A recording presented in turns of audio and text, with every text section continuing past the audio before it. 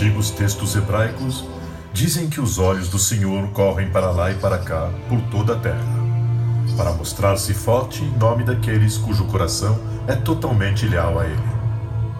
Ele parece ter encontrado um homem assim nos desertos do Canaã. Seu nome era Abrão, filho de Tera, de Ur dos Caldeus. De acordo com os escritos antigos, um dia, Deus apareceu a Abrão e falou as palavras que dariam origem à nação de Israel.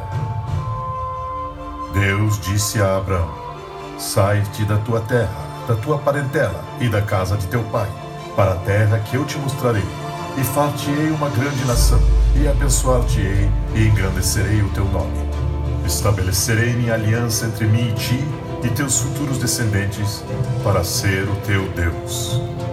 Toda a terra de Canaã darei como propriedade perpétua a você e a seus descendentes. E abençoarei os que te abençoarem, e amaldiçoarei os que te amaldiçoarem, e em ti serão benditas todas as nações da terra.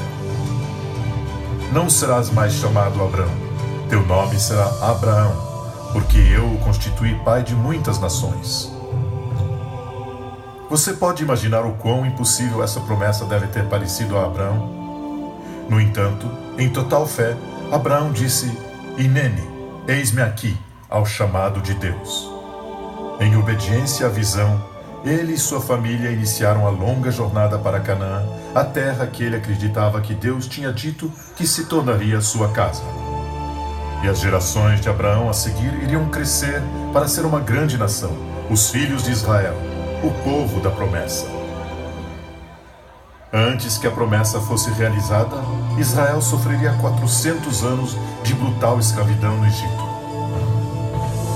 Mas no meio do seu sofrimento, um menino hebreu chamado Moisés, exilado nas montanhas de Midian, um dia teve uma visão de Deus em uma sarça ardente. Em seu próprio momento, Hinene, eis-me aqui, Moisés aceitou o chamado para tirar o seu povo da escravidão.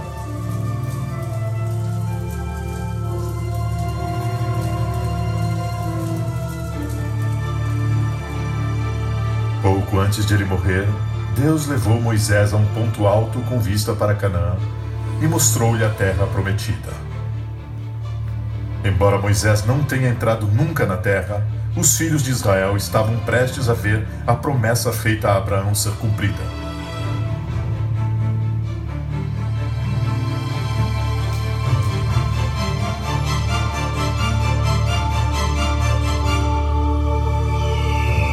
Batalhas seriam travadas, milagres seriam registrados, vitórias seriam celebradas. Enfim, Israel iria ocupar a terra tal como tinha sido prometido. Foi a idade de ouro de Israel, mas não duraria. Nem toda geração serviria ou mesmo acreditaria na aliança da promessa. Em 70 depois de Cristo, legiões romanas marcharam sobre Jerusalém. A cidade foi saqueada. O grande templo foi queimado até o chão. 1 milhão de judeus foram massacrados. A maioria dos restantes foram levados para o cativeiro. O reino de Israel não existia mais. A promessa parecia ter acabado. Será que sim?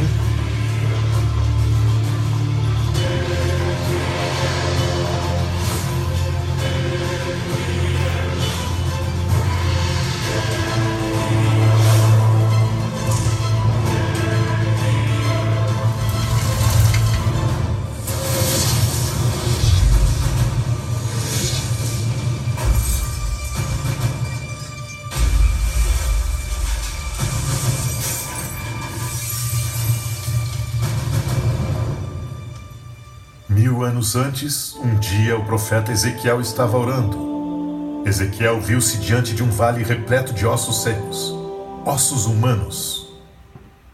Como o profeta contemplava a cena, Deus perguntou-lhe se esses ossos poderiam viver.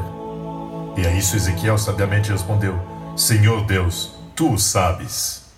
O que aconteceu em seguida deve ter sido um espetáculo para ser visto. Deus disse a Ezequiel para falar com os ossos e ordenar-lhes viver. O profeta escreveu depois: Então profetizei como se me deu ordem, e houve um ruído. Enquanto eu profetizava, e eis que se fez um rebuliço, e os ossos se achegaram, cada osso a seu osso. E olhei, e eis que vieram nervos sobre eles, e cresceu a carne, e estendeu-se a pele sobre eles. Então ele me disse: estes ossos são toda a casa de Israel. Eis que eu abrirei os vossos sepulcros, e vos farei subir das vossas sepulturas, ó povo meu, e vos trarei a terra de Israel. Deus disse a Ezequiel: esta era a casa de Israel. Assim como estes ossos secos e mortos foram restaurados para a vida, assim Israel será restaurado. À medida que a nação de Israel se estabeleceu no exílio entre as nações, a oração continuou ano após ano ao redor do mundo. No próximo ano em Jerusalém. Mas à medida que os anos se tornaram décadas, depois séculos, para muitos a promessa parecia cada vez mais um sonho distante do passado. Não mais. A maioria dos judeus resignou-se a construir uma nova vida entre as nações para onde tinham ido. Frequentemente encontraram rejeição, perseguição, até mesmo a morte das mãos de quem não acreditava na promessa. E se acreditavam, não tinham intenção nenhuma de permitir que fosse cumprida. No entanto, os judeus encontraram outros que também acreditavam nas antigas profecias e que ofereceram sua ajuda para vê-la cumprida, em sua própria maneira. Como os patriarcas antigos, quando chegou a sua vez, também eles diriam: eis-me aqui, a promessa e ao povo da terra de Israel. Eles seriam chamados cristãos sionistas.